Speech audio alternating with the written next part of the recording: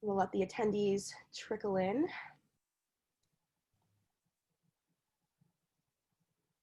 Excellent. Welcome, welcome everyone. I see people are joining the chat now, very exciting. So I am Zoe from Foyr, and today I'll be introducing the amazing Christin from Terra and Tint, who is all about bold, colorful, and fun interior designs for people who want to love their homes. And today she's going to be sharing a very special presentation with us, all about how to create a strong brand out of your interior design service and diversify your offerings. So without further ado, Christin, take it away. Hello there, my name is Christin from Terra and Tint, and I am so excited to be here with you all the way from Sweden. Today I'm going to talk to you about how I created a strong brand with my interior design business, as well as diversified my offerings. Many of you probably don't know me, so I'm just going to give you a very quick background to who I am, what I do, and what I'm all about. So as I said, my name is Christin. I live in Sweden, and I have a creative background in fashion buying and visual merchandising. So this is what I've basically been doing for the last 15 years before I started my entrepreneurship. When I had my daughter about 4 years ago, I was like, I can't work in corporate anymore. So I decided to completely shift. I took a interior design diploma. I did a lot of self-study. I did a carpenting course. I did everything I could to really make this dream of mine work, to be an interior designer, stylist, and so much more. What am I all about? I love color. I love patterns. I love textures. I just need that little bit of extra to make everything sparkle. Probably because Sweden is a very dark country. Like from November till March, we have about 7 hours of daylight. So yeah, don't want to live in a dark home. We need color. And in the last 4 years, my business has evolved. Like, I can't even believe now looking back over the last couple of years, like what I have done, what I have tried. And this is exactly what I'm basically going to talk to you about. How I diversified my business and how you can do the same. So what are we going to talk about? I have this lovely little presentation here for you so you can follow along. First, I'm going to talk to you about what a strong brand means and how you can sculpture your brand identity. We will be talking about style, about the typical interior design offerings, how I essentially diversified my business and my offerings, and what you can do today to start and get the ball rolling to be the best business owner ever. Right, a brand. What is a brand? A brand is something that your business is perceived as, it's something that it's recognized as, it's very visual. I mean, we are working in the field of interior design, so it's all about visuals. It's something your customer and other people can relate to, something that has a face. So when we talk visual, I believe it's very important that people can not only visualize your work in your portfolio, for example, or your brand logo, but also your face. It's so much easier to relate to someone when you know what they look like, you know, how they talk, how they smile, what are their core values. This all makes it so easy to create also your target audience, essentially someone that can relate to, but you also can relate to them.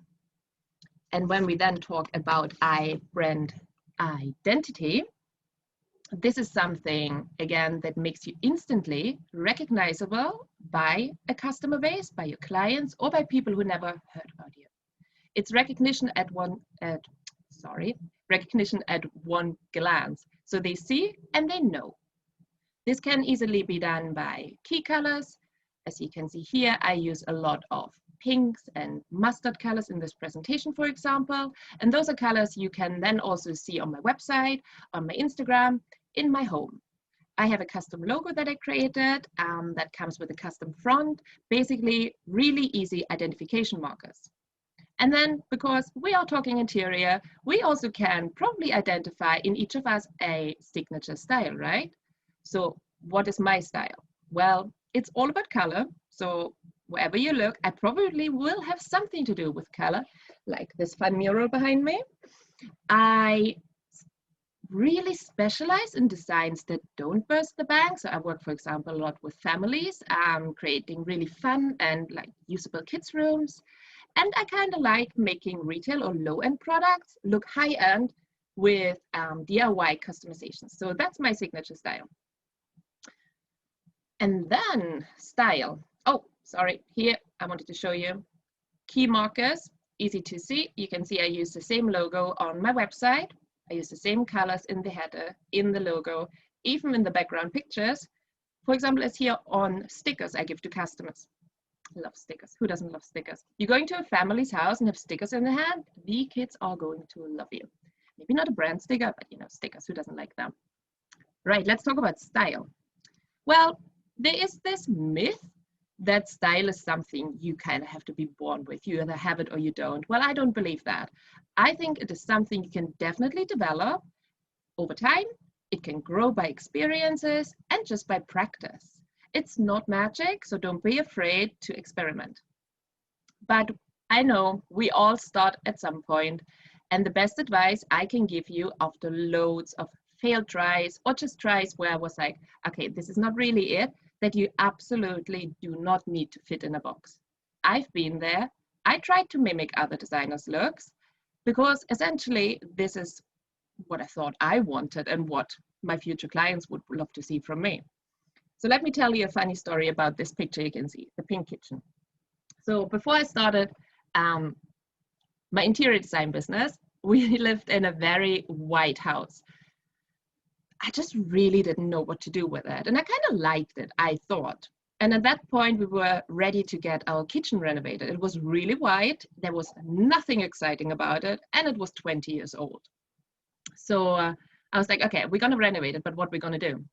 Well, Sweden at that point started broadcasting Fixer Upper, you know, the TV program from HGTV with Joanna Gaines. And I am obsessed. Like, I still love it. Like, that program definitely made me even more want to work with interiors. But of course, her style is very, very farmhouse.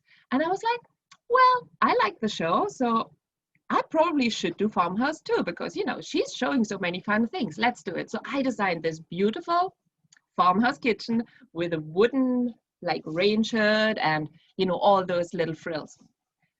But at the same time, I also decided to start my own business. And so we thought back and forth, you know, leaving my corporate job and my income. So we were like, okay, maybe we should hold off with the kitchen renovation and just save the money, because, you know, it's always good to have a little bit of a backup if you start your own business.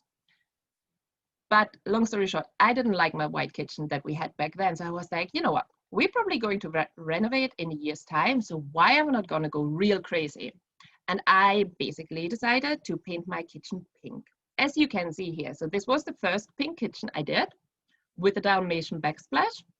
I painted my countertops, and it was quite nuts, really. But I got such an amazing response, and I felt good. That was the main thing. I felt good about it. I walked into the kitchen every morning, and I was like, yay, this is fun. Like, you know, this makes me happy. And that whole idea about having a farmhouse kitchen basically went out the window. So this is when I really started dibbling with color, and when I started experimenting, and when I did more and more and more. And this is how my sense of style or my direction and my signature really developed. I tried, I painted, I fixed, I experimented. I did all of those things that take a lot of time, but down the line, I'm really happy where I came out with, because people know when they see a picture that it's probably something I have done. So yeah, we still have a pink kitchen, but I changed it now every year, just different shades of pink. But now let's talk about our interior design business, all right?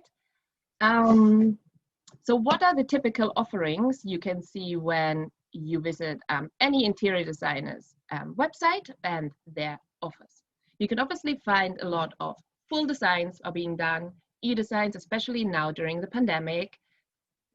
We tend to offer consultations, stylings, which is sort of, you know, hands-on versus not so hands-on. And then I can see a lot of design packages. When I started my business, I had, oh my God, I had probably about 15 different packages like bedroom, kitchen, bathroom packages. Buy a mood board from me. I can help you with the paint color selection, shopping list, etc., etc., etc. So much is there when it comes to the actual interior designer's job. But here's the fun part. You are essentially an expert in a very, very lucrative market. I mean, interiors, it's huge. You basically can't go to a supermarket nowadays without finding interior decoration things. And this is exactly why you should not only focus on the job essentially that an interior designer has, but what more can you do with it? So don't stop there, because I'm going to tell you what else I do. I essentially have split my business in 4 parts. I have 4 sources of income. 1, the interior design business. 2, I paint murals. 3, I got a quite successful Instagram account. And 4, I do have a web shop. I'm a bit the type of person who has a very low attention span.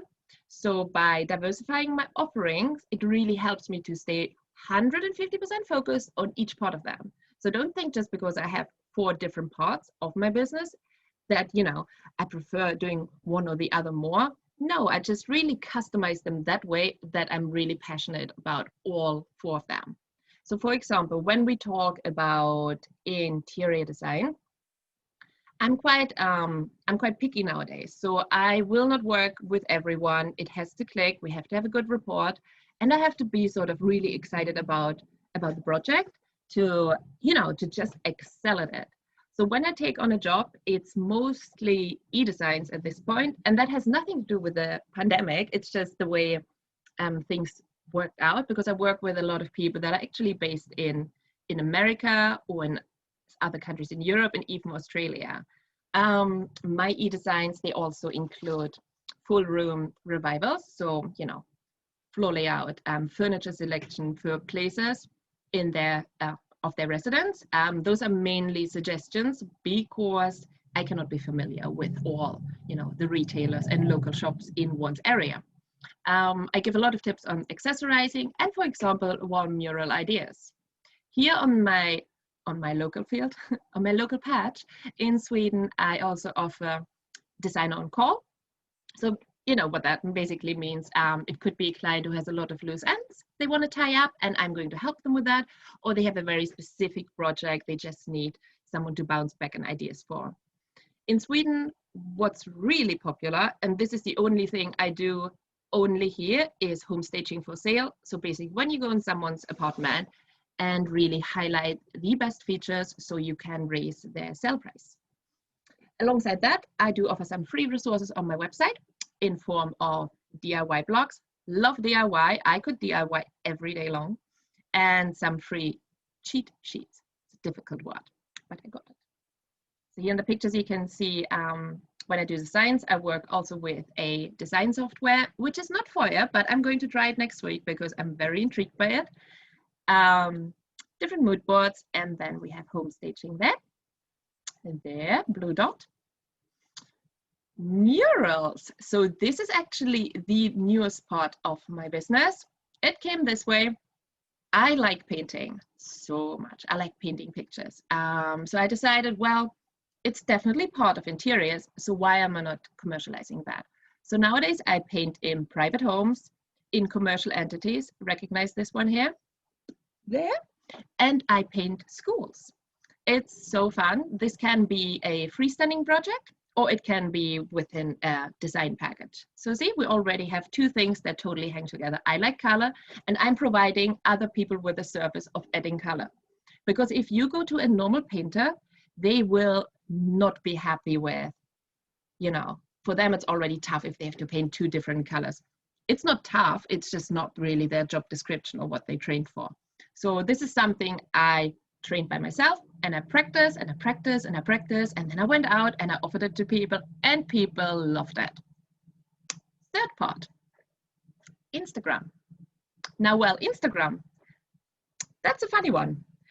I didn't expect to essentially get a really lucrative Instagram account. I have now something like, oh God, I can't say it. I think it's something like 66,000 followers. And when I started, my Instagram account. I thought it's going to be probably farmhouse looking, very whitewashed, very light and bright, and lovely little close-ups, you know, or even reposting pieces I love, like from retailers and all that thing. But remember that pink kitchen I was talking about earlier? Well, once I started posting pictures like that with pink kitchens, like my followers increased and I got offers from brands. Amazing. Another source of income was created. So nowadays on Instagram, I work a lot with creative styling, just showing new ways of how you can, you know, vamp up your space with a piece of paint or wallpaper or textiles, etc. I do a lot of DIY, so that probably doesn't go a month where I don't post a new DIY, which is usually easily recreatable in one's home.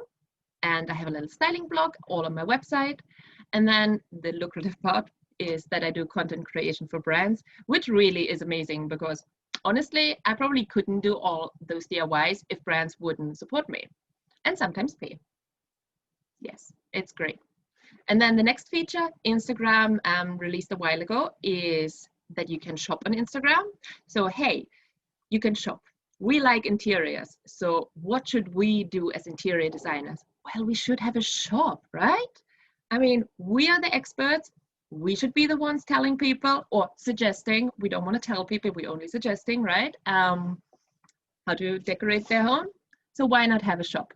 And here we go. I created an online shop on my website. So if you go on my website, you can see that I have different tabs in the main menu, which are the services, the interior ones and the murals. And then I also have a shop section. So nowadays I'm selling bed linen, bath rugs, I sell art prints, I sell rugs, but don't worry, like I'm not all selling them by myself, or I'm not creating them. I'm not producing a lot own branded items yet. It's happening, but not that much. I work on a type of marketplace. So I created a marketplace on my brand where I am representing other brands that I like and that are on brand. I couldn't sell something that is black and white. Well, I probably could, but it's not on brand, so I wouldn't go there. I'm selling only things that are sort of really me. You can see in the pictures, it's pattern, it's textures, it's color. Funny story to that, because obviously I knew that Instagram had a shop, so that wasn't the only reason why I would have a shop, because you can connect it to Instagram. But because also there was a little gap in the market. I'm in Sweden and people love Scandinavian style. So the other day I looked at an interior magazine. You know, who doesn't like that? And I came to a page and it was like, decorate with color, have a colorful home. And I was like, ooh, this is exciting. Like, this is right up my alley. Well, it turns out what they showed was all sort of like a grayish blue, a grayish green, and a sort of grayish red, but all very monochrome. And that was their touch on colorful interiors behind a white wall. And I'm like, wow, I am so glad I started this shop, because this is not what everyone can like. I mean, of course, it's a huge market and people love that part of design, but I have my own niche and I needed to create something for my customer bases where they can get inspiration, where they can get products, and just simply ideas and help to really pull it all together. So I have an online shop. So now you see the 4 parts of my business: the interior design, the painting of wall murals, and the Instagram, and the shop. And now it's sort of the part where you have, or where you can do a little bit of work, because I really encourage you to think of things that you're passionate about and that you can try. Don't think just because you're an interior designer that is something you have to stick with and that you can only provide services. No, you can provide things too. I mean, traditionally, an interior designer makes most of their income most likely on trade deals they have with certain retailers, right? Like you make money on selling your customer a piece of furniture. But what if this is essentially drying up now due to the pandemic, and people are more relying on e-designs? You don't want to stop and only rely on that commission you might get from a retailer. You want to move forward and really carve out your own little piece on the platform, on the World Wide Web, Instagram, online shops, all of that. So what can you do today? I encourage you to take out a pen and a piece of paper and summarize what drives you, like your wildest dreams. Go nuts, you know. I got a mood board, a vision board, what I'd like to call it. I've got like a house, a future home, if we would ever build one, what it should look like, where it should be, maybe if we want to move, or what kind of other crazy business idea I might come up with. It's all there. And it's something I can look at and add to or take off when I've achieved it. No, but you know, it's just something, it's really good to visualize things you want to create and what are you just really crazy about. And then I want you to look also at other designers and brands and see first, can you find their identification markers? Are they able to bring those across different channels and platforms? If so, how are they doing it? Are they doing it well? Is it something you can learn from? Do you have identification markers that you can easily identify? And you can of course also look at what are they doing? Is there something that inspires you to create a different type of part of your business? And then at last, I want you to look at what you're really good at, but also passionate. Because we know we can offer our clients a lot of things, from the full design to the e-design, to the mood boards, to the packages, to this and yada, yada, yada. But essentially, you need to be really passionate about what you do to be able to do it long term.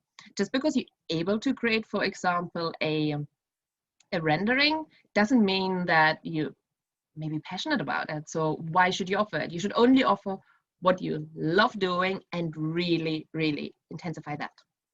So for that, because obviously, you know, if you just write some notes, that's great. But then that's my next step, my personal next step. I also create a list. And that list is basically a simple form of pro and cons that you collect with ideas and thoughts. And again, that list can evolve. So on the first column, I would write, what do other designers do? So what's their branding? What design offerings do they have? Do they do giveaways or do they have freebies? In the middle, what are you doing right now? Like, look at your business plan or your website or your future plan if you haven't started yet, and just see what you came up with. And then in the last one, I want you to put, what do you want to do? So what has inspired you from the first column combined with what you're doing now to what you eventually want to come out with. This is so important to really keep it in front of you and to probably keep as well, so you can look back later to look at your journey and see at the up and downs, because there will be, you know, if you're self-employed, there are always up and downs. I mean, we didn't know there was a pandemic coming, and now look where we are. We're having an online conference, which I'm really stoked about, by the way. But yeah, anyway, write a list, keep it close, and learn more about yourself. So I believe that was it from my side, but I want to also encourage you, if you have any more questions, you can either pop them in now in the question box and I will do my best to answer them, or if this conference has already stopped, you can find me on Instagram under Terra and Tint, or write me an email at Christine@terraandtint, or just come on my website and leave me a message. So Zoe, back to you. Excellent. Thank you so much for that amazing presentation. So we have a few questions, so I'll read those out to you. First, how do you balance your various businesses? Yes, it's a bit of a challenge. I have a calendar well, it's not a challenge because I like what I'm doing, so I don't see it as a challenge, but from a time frame, I have a calendar where I have 4 colors. So I have the interior design part, the murals, and the Instagram, as well as the shop, and I sort of allot times for that. So when I get a new request for an interior design, I can very clearly see, do I have any brand collaborations I need to work on, or do I have any murals planned? So I'm just very honest with whoever gets in touch with me, what my time or the time plan looks like. So yeah, I keep it pretty neat in that way, all at one glance. Very admirable. It's definitely very challenging when you have so many, overlapping pieces and all of that to keep them in balance, but I'm very impressed with how you do it. Well, I said before, you know, when it comes, for example, I really try to do only nowadays. I mean, that it seems so, or it sounds so privileged, but that's what I worked for the last 4 years, that I can more or less decide what I want to do or who I want to work with. Of course, we all need money and we need a steady income, but that is why I have created, I should have probably mentioned that, sort of the passive income when it comes to Instagram and the online shop. So I've got my two active ones where I actually have to work. No, but I mean, I have to work for Instagram too and for the online shops, a lot of admin and all that, but it's something that's always trickling in slowly, whereas then I have the other jobs. So I try to keep it 50-50 on an income perspective, to always keep that on point. That's really good. So the next question is sort of related to Instagram, and it's a multi-part question. So it's, can you elaborate on how your Instagram sponsors and you get connected? How do they pay, and how would you recommend we get sponsors?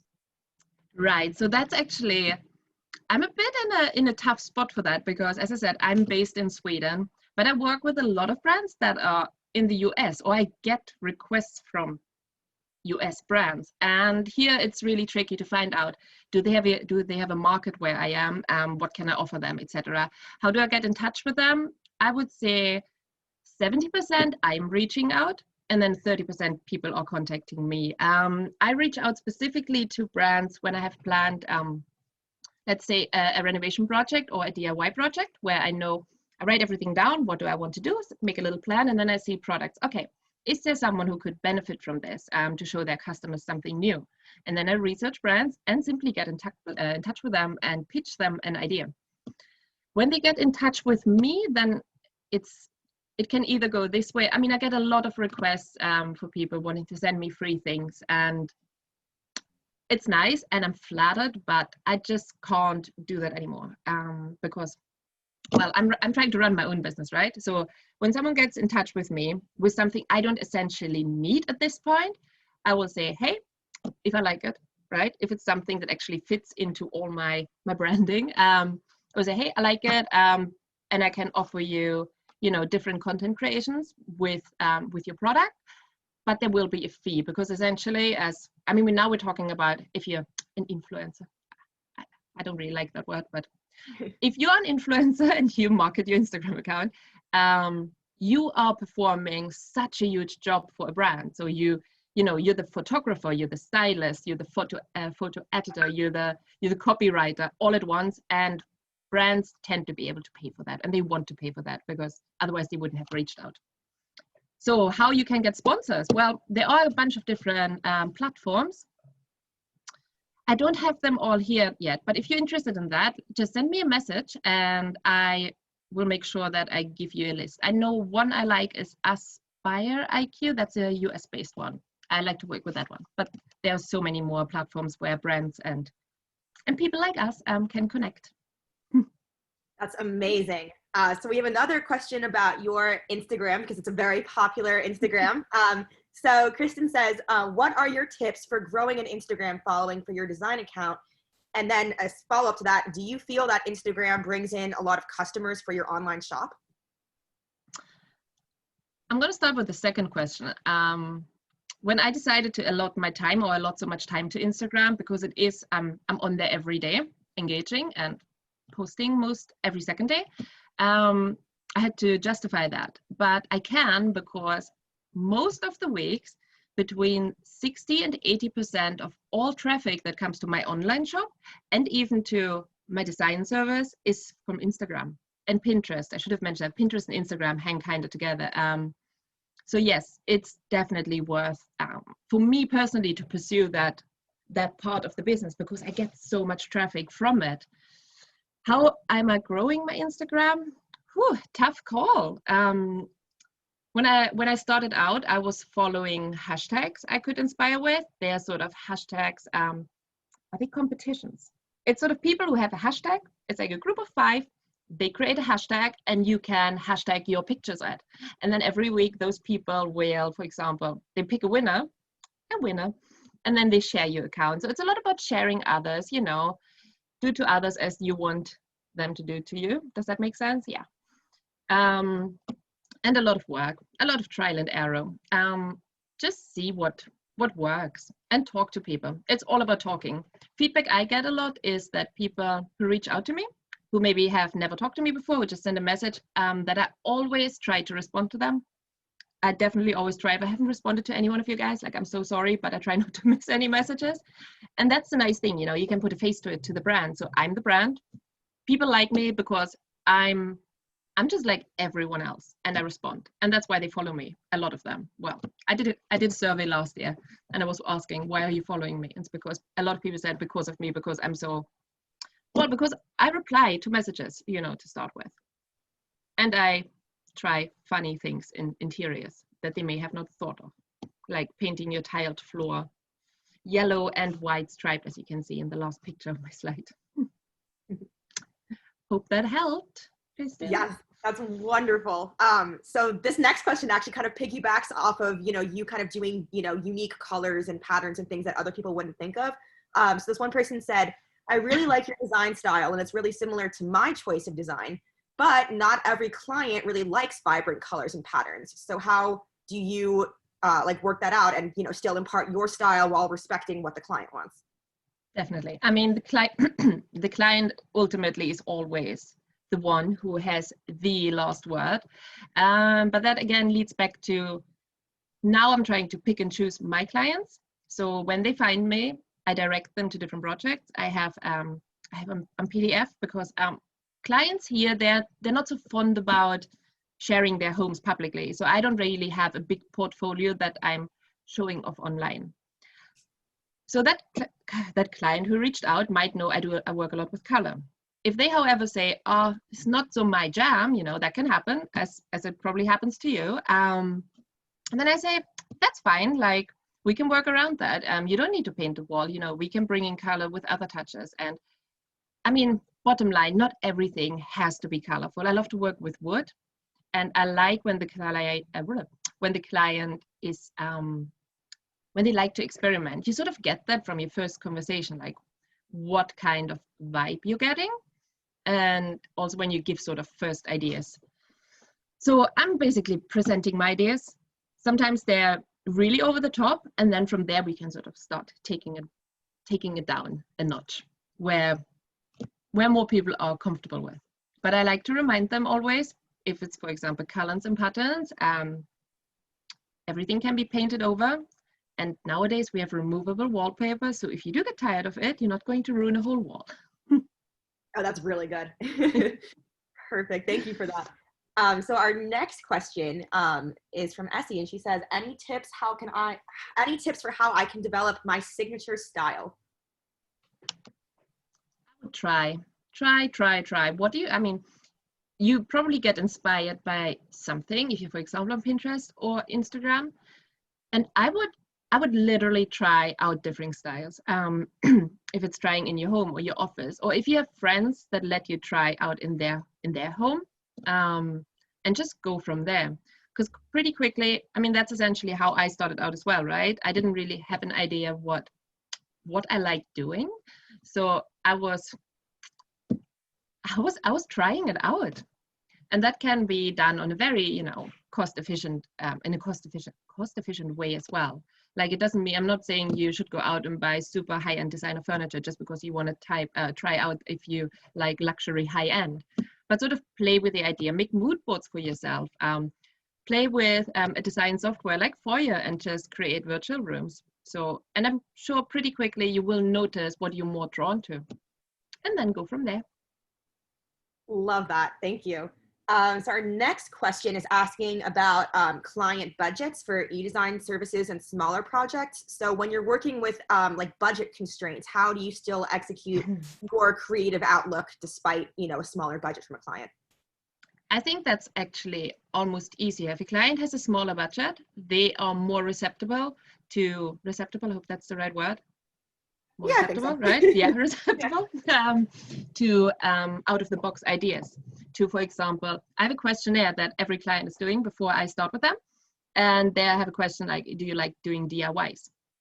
And I'm all about DIYs. I mean, you know, you can do so much with it. So clients with a small budget, they're much more happy to actually see something that isn't so that isn't very commercial. You might go to IKEA and buy pieces of furniture, but then you make it your own and then create that high-end look on a small budget instead of going to a designer retailer.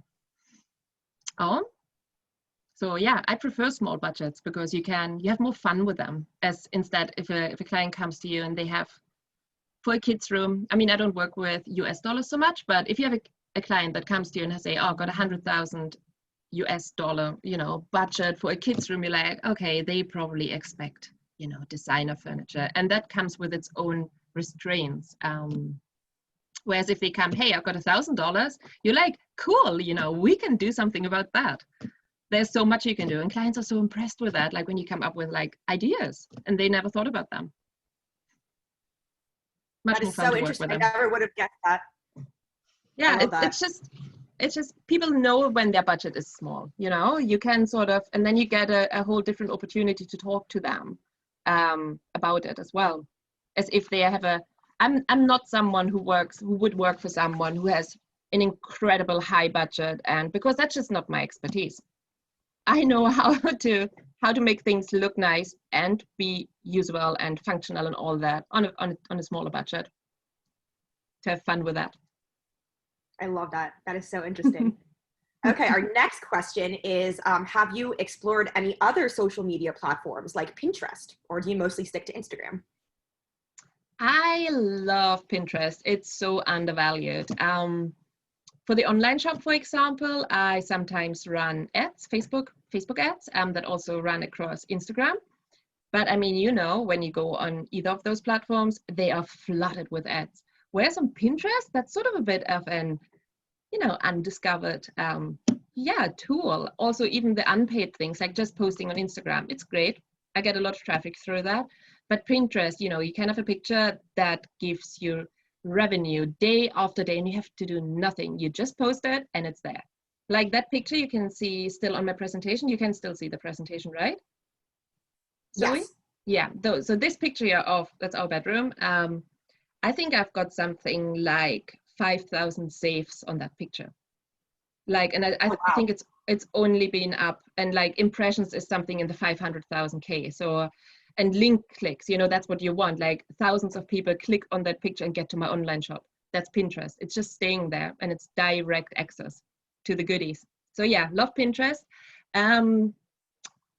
The other platforms like TikTok and things like that, no, I just can't deal with the videos. It's too random for me. I get headache watching it. And Facebook, yeah, I have Facebook because it's connected to my Instagram, but I don't write so much. I like to convince with visuals. So yeah, Instagram and Pinterest are definitely my top two. And Pinterest, if anyone hasn't looked at it, definitely go there. It's such a great tool, which can be absolutely free too. That's awesome. Yeah, we just launched our Foyr Pinterest page, so we're definitely getting into that world, and it definitely is a huge opportunity. So I'm very excited. Yeah, it's such a pool of inspiration at the same time, and you meet all the same people essentially who are on the same wavelength. Exactly. And it's not so flooded with paid ads either. So I think paid ads even do better on there than they do on Instagram, for example. That is so interesting. Thank you.